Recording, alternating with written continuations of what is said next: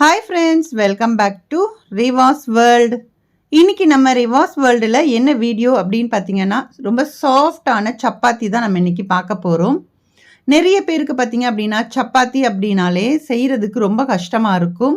ஆனால் அதே சமயம் செஞ்சாலுமே ரொம்ப சாஃப்டாக ரொம்ப நேரத்துக்கு சாஃப்டாக இருக்கிறது இல்லை அப்படின்னு சொல்லுவாங்க இல்லையா. இன்றைக்கி நம்ம காலையில் செஞ்சால் கூட உங்களுக்கு நைட்டு வரைக்கும் கூட அதே அளவுக்கு சாஃப்டாக உங்களுக்கு சப்பாத்தி இருக்கும். ஸோ அது எப்படி செய்கிறது அப்படிங்கிறது தான் நம்ம இப்போ வீடியோவில் போய் பார்க்க போகிறோம். இது வரைக்கும் நம்மளோட ரிவாஸ் வேர்ல்ட் சேனலை நீங்கள் சப்ஸ்கிரைப் பண்ணலை அப்படின்னா ப்ளீஸ் சப்ஸ்கிரைப் பண்ணிக்கோங்க. நம்மளோட சேனல் உங்களுக்கு பிடிச்சிருக்கு அப்படின்னா நம்மளோட சேனலை உங்கள் ஃப்ரெண்ட்ஸ் அண்ட் ஃபேமிலிஸ் கூட முடிஞ்ச அளவுக்கு ஷேர் பண்ணி விடுங்க. நீங்கள் ஷேர் பண்ணுறது மூலியமாக தான் நம்மளோட சேனல் நிறைய பேருக்கு தெரியும் இல்லையா. ஸோ வாங்க இது எப்படி செய்கிறதுன்னு வீடியோவில் போய் பார்க்கலாம். இப்போ இதுக்காக சப்பாத்திக்கு உங்களுக்கு எவ்வளோ மாவு வேணுமோ அந்த அளவுக்கு எடுத்து வச்சுக்கோங்க. நான் ஒரு 3 கப் அளவுக்கு எடுத்துக்கிறேன். தேவையான அளவுக்கு உப்பு. இப்போ நம்ம உப்பு போட்டதுக்கப்புறம் பார்த்தீங்கன்னா ஃபஸ்ட்லேயே கொஞ்சம் எண்ணெய் சேர்த்துக்கோங்க. இந்த எண்ணெய் சேர்க்குறதுனால உங்களுக்கு ஃபஸ்ட்லேயே எண்ணெயை சேர்த்துட்டு அந்த மாவு கூட அந்த எண்ணெய் நல்லாவே உங்களுக்கு மிக்ஸ் ஆகணும். தண்ணி ஊற்றுறதுக்கு முன்னாடி இந்த மாதிரி நீங்கள் ப்ரொசீஜர் ஃபாலோ பண்ணிக்கோங்க. ஸோ அந்த எண்ணெயிலேயே அந்த மாவை கொஞ்சம் நேரத்துக்கு நீங்கள் மிக்ஸ் பண்ணிகிட்டே இருக்கணும். ஸோ உடனே லைட்டாக அப்படி கிளறி விட்டால் மட்டும் போகாது. அந்த எண்ணெய் அந்த மாவோடு உங்களுக்கு ஒட்டணும். ஸோ அந்த அளவுக்கு நீங்கள் நல்ல மாவை இந்த மாதிரி பிசைஞ்சுக்கோங்க. நான் பிசையின பாருங்கள், இந்த மாதிரி நல்லா டைட்டாக பிசைஞ்சுக்கோங்க. இப்போ மாவை இந்த மாதிரி முதல்ல பிசைஞ்சதுக்கு அப்புறமா தான் இப்போ தண்ணி சேர்க்கணும். தண்ணியுமே நீங்கள் உடனே ஃபுல்லாக தண்ணி ஊற்றிடக்கூடாது. கொஞ்சம் கொஞ்சமாக நீங்கள் ஊற்றி அந்த மாவை நல்லா பிசைஞ்சுக்கோங்க. ஏன்னா ஒரே டைம் நீங்கள் ஊற்றிட்டீங்க அப்படின்னா அந்த மாவோட பக்குவம் மாறி போயிடும்.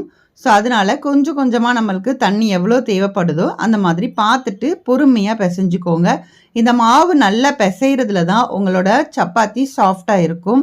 ஸோ அதனால தான் சொல்கிறது, பொறுமையாக மாவு பிசைகிறது மட்டும்.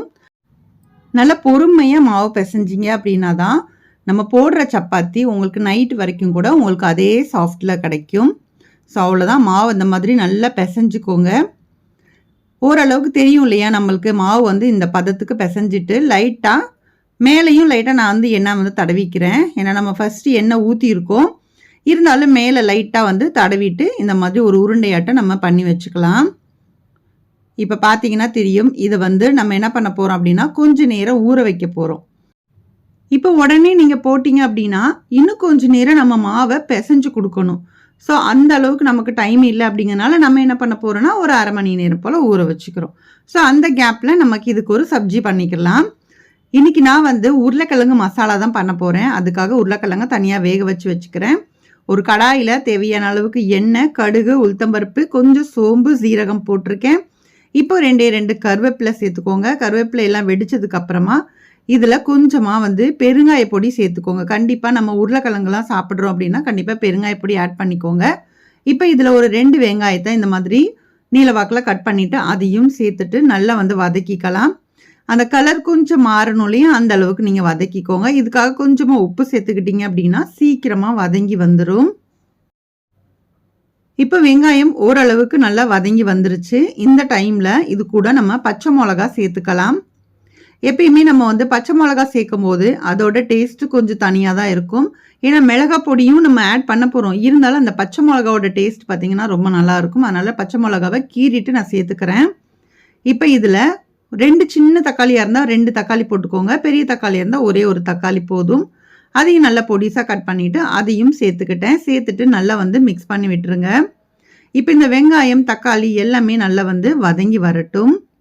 இப்போ நல்லா ஓரளவுக்கு வதங்கி வந்ததுக்கப்புறமா இதில் இஞ்சி பூண்டு பேஸ்ட் 1 டீஸ்பூன் அளவுக்கு சேர்த்துக்கோங்க. கரெக்டாக இருக்கும். இதையும் நல்லா பச்சை வாசனை போகிற அளவுக்கு நல்லா வதக்கிக்கலாம். இந்த உருளைக்கிழங்கு மசாலா நீங்கள் சப்பாத்திக்கு மட்டும் இல்லை, பூரிக்கு யூஸ் பண்ணிக்கோங்க. அதே மாதிரி நீங்கள் டால் ரைஸ் இந்த மாதிரிலாம் பண்ணுறீங்க, ரசம் சாதம் பண்ணுறீங்க அப்படின்னாலும் நீங்கள் இந்த உருளைக்கிழங்கு மசாலாவை செஞ்சுக்கலாம். ரொம்பவே டேஸ்ட் சூப்பராக இருக்கும். இப்போ நம்மளுக்கு அந்த பச்சை வாசனை போயிடுச்சு. இஞ்சி பூண்டோட பச்சை வாசனை போனதுக்கப்புறமா இதில் நம்ம ஒரு சில மசால் பொடிகள் நம்ம சேர்க்க போகிறோம். அதே மாதிரி உங்களுக்கு பார்த்தா தெரியும்னு நினைக்கிறேன். அந்த தக்காளி இதெல்லாம் கொஞ்சம் நல்லா மசிச்சு விடுறேன். ஸோ அது அப்படியே இருக்கிறதோட கொஞ்சம் மசிஞ்சிச்சு அப்படின்னா நல்லா இருக்கும் இல்லையா. அதனால கொஞ்சமாக மசிச்சு விட்டுக்கிட்டேன். இப்போ இதில் கொஞ்சம் மஞ்சள் தூள் சேர்த்துக்கோங்க. ஒரு அரை டீஸ்பூன் அளவுக்கு மஞ்சள் தூள், உங்களோட காரத்துக்கு ஏற்ப மிளகாத்தூள் வந்து சேர்த்துக்கோங்க. நீங்கள் காரம் நல்லா சாப்பிடுவீங்க அப்படின்னா நீங்கள் எக்ஸ்ட்ரா வந்து ஆட் பண்ணிக்கலாம். இல்லை அப்படின்னா நீங்கள் கம்மியாகவே சேர்த்துக்கோங்க. ஆல்ரெடி நம்ம பச்சை மிளகா சேர்த்துக்கிறோம் இல்லையா, அதனால நான் ஒரு 1/2 டீஸ்பூன் அளவுக்கு மிளகாத்தூள் வந்து சேர்த்துருக்கேன். இப்போ இது கூட வந்து கொஞ்சமாக கரம் மசாலா, இல்லை அப்படின்னா இந்த சிக்கன் மசாலான்னு இருக்கும் இல்லையா, அந்த மசாலாவில் இருந்தும் நான் கொஞ்சமாக சேர்த்துக்கிறேன். ஒரு 1/2 டீஸ்பூன் அளவுக்கு சேர்த்துக்கிறேன். ஸோ இது எல்லாத்தையுமே சேர்த்துட்டு நல்லா மிக்ஸ் பண்ணி விடுங்க. எப்பயுமே மசாலா வந்து வதக்கும் போது அந்த எண்ணெயிலேயே வதக்குங்க. தண்ணி எதுவுமே ஆட் பண்ணாமல் ஃபர்ஸ்ட் வதக்குனதுக்கு அப்புறமா தான் நம்ம தண்ணி வந்து சேர்க்கணும். இப்போ எண்ணெயில் மசாலா வதங்கினதுக்கு அப்புறமா இப்போ நான் தண்ணி ஆட் பண்ணிக்கிறேன். தண்ணியுமே நீங்கள் அதிகமாக சேர்க்க வேண்டாம். உங்களுக்கு கிரேவி டைப் இது வைக்க போகிறது இல்லை இல்லையா, இது வந்து ஒரு மசாலா டைப்பில் தான் நம்ம செய்ய போகிறோம். அதனால இந்த அளவுக்கு தண்ணி ஊற்றிக்கிட்டிங்கன்னா கரெக்டாக இருக்கும். ஏன்னா இது கூட நம்ம இப்போ வேக வச்ச உருளைக்கிழங்கு மட்டும்தான் நம்ம ஆட் பண்ண வேண்டியது இருக்குது. ஸோ அதனால் இந்த அளவு தண்ணி வந்து உங்களுக்கு கரெக்டாகவே இருக்கும். இப்போ இதோட பச்சை வாசனை போகட்டும். நம்ம தண்ணியெல்லாம் ஊற்றிருக்கோம் இல்லையா, அதனால் கொஞ்சமாக ஒரு கொதி வரட்டும். இப்போ தேவையான அளவுக்கு உப்பும் சேர்த்துக்கலாம். நான் ஃபஸ்ட்டு வதக்கிறதுக்காக தான் உப்பு சேர்த்தோம் இல்லையா, அதனால இப்போ கொஞ்சமாக மறுபடியும் சேர்த்துக்கிறேன். அந்த மசாலாவுக்கு தேவையான அளவுக்கு உப்பு சேர்த்துட்டு நல்லா மிக்ஸ் பண்ணி விட்டுருங்க. இப்போ மேலே வந்து அந்த லைட்டாக எண்ணெய் பிரிஞ்சு வரும் இல்லையா, அதனால கொஞ்சம் நேரம் வந்து சிம்மில் வச்சுருந்தேன். இப்போ மசாலா வந்து எண்ணெய் பிரிஞ்சு வந்துருச்சு. இந்த டைமில் கொஞ்சமாக கொத்தமல்லி இலையை பொடிசாக சாப் பண்ணிவிட்டு அதையும் சேர்த்துக்கோங்க.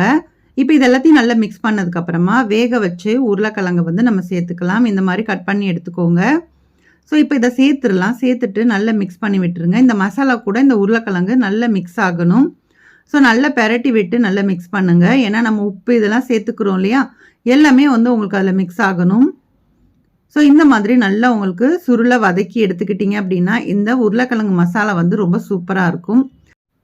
இது வெறும் உருளைக்கிழங்கு மட்டுமே இல்லாமல் நீங்கள் இப்போ பச்சை பட்டாணி சீசனில் கிடைக்கிது அப்படின்னா நீங்கள் அந்த பச்சை பட்டாணியுமே நீங்கள் சேர்த்து இந்த உருளைக்கிழங்கு மசாலா செஞ்சீங்க அப்படின்னா இன்னுமே ரொம்ப அட்டகாசமாக இருக்கும். ஸோ இந்த மசாலாவை நீங்கள் எல்லா விதமான சாதத்துக்குமே நீங்கள் வந்து வச்சு சாப்பிடலாம். அதே மாதிரி பூரி, சப்பாத்தி எல்லாத்துக்குமே இது யூஸ் ஆகும். ஸோ அதுவுமே இல்லை அப்படின்னா நீங்கள் டிஃபன் பண்ணுறீங்க, இது மிச்சம் இருக்குது அப்படின்னா நீங்கள் தோசையிலையும் நம்ம வந்து வச்சுக்கலாம். ஸோ எல்லாத்துக்குமே இது ஆல் இன் ஒன் சொல்லலாம். ஸோ எல்லா விதமான சாப்பாட்டுக்குமே இது வந்து உங்களுக்கு யூஸாக இருக்கும். கண்டிப்பாக நீங்களும் ட்ரை பண்ணி பாருங்கள். இந்த சப்ஜி செஞ்சு முடிச்சதுக்கப்புறமா ஒரு டீஸ்பூன் அளவுக்கு தேங்காய் எண்ணெய் சேர்த்துக்கோங்க.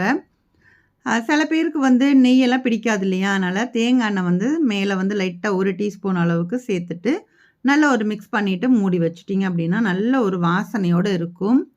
ஸோ அவ்வளோதான், நம்மளோட உருளைக்கிழங்கு மசாலா வந்து ரெடி ஆயிடுச்சு. இப்போ நம்ம வந்து சப்பாத்தி மாவு ரெடி பண்ணி வச்சுருக்கோம் இல்லையா, அது வந்து தேய்ச்சிடலாம்.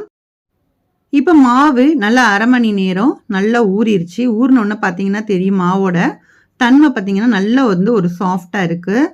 ஸோ இந்த மாதிரி நம்ம முட்டி கை இருக்கு இல்லையா, இந்த மாதிரி வச்சுட்டு நீங்கள் நல்லா அமுத்தி ப்ரெஷ் பண்ணி அந்த மாவை வந்து நம்ம ரொட்டேட் பண்ணி நம்ம எடுத்தோம் அப்படின்னா அந்த மாவு இன்னும் நல்லா உங்களுக்கு சாஃப்டாக இருக்கும். அதே மாதிரி அந்த மாவுலேயுமே சொல்லுவாங்க, அந்த ஏர் உள்ளே போச்சு அப்படின்னா உங்களுக்கு அந்த சாஃப்டான சப்பாத்தி வந்து உங்களுக்கு கிடைக்கும். ஸோ நல்லா வந்து மிக்ஸ் பண்ணிவிட்டேன். மறுபடியும் ஏன்னா நம்ம ஊற வச்சிட்டோம், அதுக்கப்புறம் அப்படியே எடுத்து நம்ம மாவு வந்து திரட்டக்கூடாது. எப்பயுமே ஊற வச்ச மாவை மறுபடியும் நம்ம நல்லா வந்து பிசைஞ்சிக்கணும். இந்த மாதிரி பிசைஞ்சிட்டு நீங்கள் ரோல் பண்ணி உங்களுக்கு எத்தனை அந்த உருண்டைகள் வருதோ அதை வந்து நீங்கள் சின்ன சின்னதாக எவ்வளோ சைஸ் வேணுமோ அதை வந்து நீங்கள் ரெடி பண்ணி ஃபஸ்ட்டு எடுத்து வச்சுக்கோங்க. இந்த மாதிரி அது மாவு வந்து அப்படியே பிச்சு பிச்சு எடுக்காமல் இந்த மாதிரி ரோல் மாதிரி நீங்கள் 2-3 டைம் வந்து திருப்பி போட்டு நீங்கள் ரோல் மாதிரி உருட்டிட்டு அதுக்கப்புறமா அந்த உருண்டைகளை வந்து நீங்கள் இப்போ எடுத்து வச்சுக்கிட்டீங்க அப்படின்னா அந்த மாவு இன்னுமே உங்களுக்கு நல்ல சாஃப்டாக உங்களுக்கு கொடுக்கும். இப்போ உருண்டைகளை பார்த்தீங்க அப்படின்னா இந்த மாதிரி நல்லா தனித்தனியாக உருண்டையாட்டம் உருட்டி வச்சுருக்கேன். இப்போ ட்ரை மாவு இருக்கு இல்லையா, அது ஒரு பிளேட்டில் எடுத்து வச்சுட்டு இந்த மாதிரி லைட்டாக தொட்டுட்டு அப்புறம் நம்ம தேய்ச்சிக்கலாம். நார்மலாக உங்களுக்கு இது ரொட்டி தேய்க்கிறது வந்து தெரியும் இல்லையா, சப்பாத்தி தேய்க்கிறது தெரியும். ஸோ மாவை லேசாக வந்து டஸ்ட் பண்ணிவிட்டு அதுக்கப்புறமா நீங்கள் தேய்ங்க. மாவு வந்து பார்த்திங்கன்னா அந்த ரோலரில் ஒட்டாமல் வரும் உங்களுக்கு. அதே மாதிரி நல்ல ப்ராக்டிஸ் இருக்கிறவங்களுக்கு பார்த்திங்க அப்படின்னா அந்த சப்பாத்தி உருட்டும் போது அவங்க கையே எடுக்கலைனாலும் அந்த இது வந்து ரொட்டேட் ஆகும், நல்லா உருண்டு வரும். ஸோ அது வந்து நல்ல எக்ஸ்பீரியன்ஸ் இருக்கிறவங்களுக்கு அந்த மாதிரி நல்ல உருண்டையாட்டம் அவங்க வந்து ஜாஸ்தி திருப்பியே போட மாட்டாங்க. அதை தேய்க்க தேய்க்க தானாகவே பார்த்திங்க அப்படின்னா அந்த சப்பாத்தி உருண்டு வரும். ஸோ அந்த மாதிரி நான் எல்லாத்தையுமே வந்து உருட்டிக்கிறேன். நீங்கள் 2 விதமாக பண்ணலாம். இந்த மாதிரி ரவுண்டான சப்பாத்தி நீங்கள் அப்படியே பண்ணனாலும் பண்ணலாம். இல்லை அப்படின்னா மடிச்சு போட்டு செய்வாங்க. சில பேர் முக்கோணமா போடுவாங்க. ஸோ மடிச்சு போட்டு செய்றதுன்னு பார்த்தீங்க அப்படின்னா, வாங்க அது ஒரு டைப்ல இருக்கும். இதுவுமே கொஞ்சம் ஈஸியா இருக்கும் உங்களுக்கு. நார்மலா செய்ற சப்பாத்தியோட பார்த்தீங்கன்னா, இது இன்னுமே கொஞ்சம் நல்லா சாஃப்ட்டா இருக்கும். இந்த மாரி நீங்க மடிச்சு விட்டுக்கோங்க. கொஞ்சம் லைட்டா உருட்டுனதுக்கு அப்புறமா இந்த மாதிரி நான் எப்படி மடிக்கிறேன்னு பாருங்க. இந்த மாரி மடிச்சுக்கோங்க. ஸோ மடிச்சதுக்கு அப்புறமா மேல மறுபடியும் மாவ டஸ்ட் பண்ணிக்கோங்க. பண்ணிட்டு அதுக்கப்புறம் நமக்கு அந்த பாக்ஸ் டைப்புக்கே நீங்க வந்து எப்படி இருக்கோ, அதே மாதிரி நீங்க வந்து தேய்ச்சுக்கோங்க. சில பேர் முக்கோணமா வந்து போடுவாங்க. அந்த மாதிரியும் நீங்க பண்றதா இருந்தாலும் பண்ணிக்கலாம். இப்போ அவ்வளோதான் மாவெல்லாம் வந்து தேய்ச்சுட்டேன். இப்போ ஒரு தோசை கல்லு இல்லைன்னா நீங்கள் ரொட்டிக்குன்னு தனியாக வச்சுருப்பீங்க இல்லையா? நான் வந்து ரொட்டிக்குன்னு தனியாக கல் வச்சுருக்கேன். ஸோ அந்த கல்லில் நம்ம சூடாகணும். முதல்ல வந்து அந்த கல் சூடானதுக்கு அப்புறமா தான் நம்ம வந்து தேய்ச்ச ரொட்டியை நம்ம போடணும் கண்டிப்பாக. சூடு ஆக முன்னாடி போடக்கூடாது. அதே மாதிரி நிறைய பேர் பண்ணுற தப்பு என்னென்னா, அந்த கல்லில் முதல்லையே வந்து எண்ணெயும் ஊற்றிடுவாங்க. ஸோ அந்த மாதிரியும் ஊற்றக்கூடாது. இங்கே நார்த்லலாம் பார்த்தீங்க அப்படின்னா எண்ணெயே யூஸ் பண்ணாமல் சப்பாத்தி வந்து பண்ணுவாங்க. ஆனால் நம்ம வந்து பார்த்தீங்க அப்படின்னா எண்ணெய் போடாமல் செய்ய மாட்டேங்கிறோம். ஸோ அதனால ஒன்றும் பிரச்சனை இல்லை. வேணும் அப்படின்னா நம்ம போட்டுக்கலாம். வேண்டான்னா நம்ம வந்து போட வேண்டாம். இப்போ நான் காமிச்ச மாதிரி ரொட்டியை திருப்பி போட்டு ரொட்டேட் பண்ணி விடுங்க. நம்ம கையாலேயே வந்து ஒரு சுற்றி விட்டுட்டோம் அப்படின்னா உங்களுக்கு ஈவனாக வந்து அந்த சப்பாத்தி வந்து நல்லா வெந்து வரும். அப்படி இல்லைன்னா இந்த மாதிரி ஒரு தோசை கரண்டியை வச்சு நீங்கள் அமுக்கி விடுங்க. இல்லை அப்படின்னா அதுக்குன்னு ஒரு துணி இருக்கும். துணி மட்டும் இந்த ருமால் மாதிரி வந்து ஒரு துணி வச்சுக்கோங்க. அதை வச்சு அமுக்கிறதா இருந்தாலும் அமுக்கி விட்டீங்க அப்படின்னா உங்களுக்கு அந்த சப்பாத்தி ஈவனாக வந்து உங்களுக்கு வெந்து வரும். அதே மாதிரி சப்பாத்தி நல்லா வெந்ததுக்கு அப்புறமா தான் லாஸ்ட்டாக தான் நம்ம வந்து எண்ணெய் வந்து அப்ளை பண்ணிவிட்டு நம்ம எடுக்க போகிறோம். அதிகமாக எண்ணெயும் விட வேண்டாம். இப்போ நான் 2வது ரொட்டியும் போட்டிருக்கேன் பாருங்கள். முதல்ல எண்ணெய் மட்டும் கண்டிப்பாக விடாமல் நீங்கள் லாஸ்ட்டாக வந்து ஃபைனல் டச்சாக தான் வந்து எண்ணெய் வந்து போடணும். இந்த மாதிரி நீங்கள் செஞ்சீங்க அப்படின்னா உங்களோட சப்பாத்தி நல்லா சாஃப்டாகவும் ரொம்ப நேரத்துக்கு அப்படியே உங்களுக்கு சாஃப்டாக வந்து உங்களுக்கு கிடைக்கும். அதே மாதிரி சப்பாத்தி போடுறதுன்றது உங்களுக்கு கஷ்டமாகவும் இருக்காது. அவ்வளோதான். இன்றைக்கி ரொம்ப ஈஸியாகவும் அண்ட் ரொம்ப சாஃப்டாகவும் சப்பாத்தி எப்படி செய்கிறது அப்படிங்கிறத நம்ம இப்போ இந்த வீடியோவில் பார்த்துருக்கோம். ஸோ நீங்களும் கண்டிப்பாக ட்ரை பண்ணி பாருங்கள். நான் இப்போ எல்லா சப்பாத்தியும் ரெடி பண்ணிவிட்டு உங்களுக்கு நான் காமிக்கிறேன். எந்த அளவுக்கு நம்மளுக்கு சாஃப்டாக வந்திருக்கு அப்படிங்கிறத நம்ம இன்றைக்கி பார்க்கலாம். ஸோ நம்ம நார்மலாக செய்கிற சப்பாத்தியோட இந்த மாதிரி நீங்கள் செய்கிறீங்க அப்படின்னா கண்டிப்பாக உங்களுக்கு சப்பாத்தி சாஃப்டாகவே இருக்கும். இப்போ நான் வந்து உங்களுக்கு அதை அமுக்கி காமிக்கிறேன் பாருங்கள். இந்த மாதிரி அமுக்கும் போது கூட நம்மளுக்கு எப்படி இருந்துச்சோ அந்த சப்பாத்தி நம்ம திருப்பும்போது ரிட்டர்ன் பார்த்திங்கன்னா அப்படியே இருக்கும். இதே வந்து உங்களுக்கு ஹார்டான சப்பாத்தி மாதிரி பண்ணியிருந்தீங்க அப்படின்னா இந்த மாதிரிலாம் நம்ம வந்து அமுக்கும்போது திருப்பி பார்க்கும்போது அது வந்து ரொம்ப வந்து ஒரு மாதிரி கிராக் மாதிரி ஆயிரும். ஸோ ஆனால் இப்போ நம்ம செஞ்சுருக்கிற சப்பாத்தியை எவ்வளோ தான் போட்டு நீங்கள் அமுக்குனாலும் அதே சாஃப்ட்டே உங்களுக்கு திருப்பி அப்படியே இருக்கும். ஸோ இந்த உருளைக்கிழங்கு மசாலாவும் இன்றைக்கி செஞ்ச சப்பாத்தியும் உங்களுக்கு பிடிச்சிருக்கும் அப்படின்னு நான் நினைக்கிறேன்.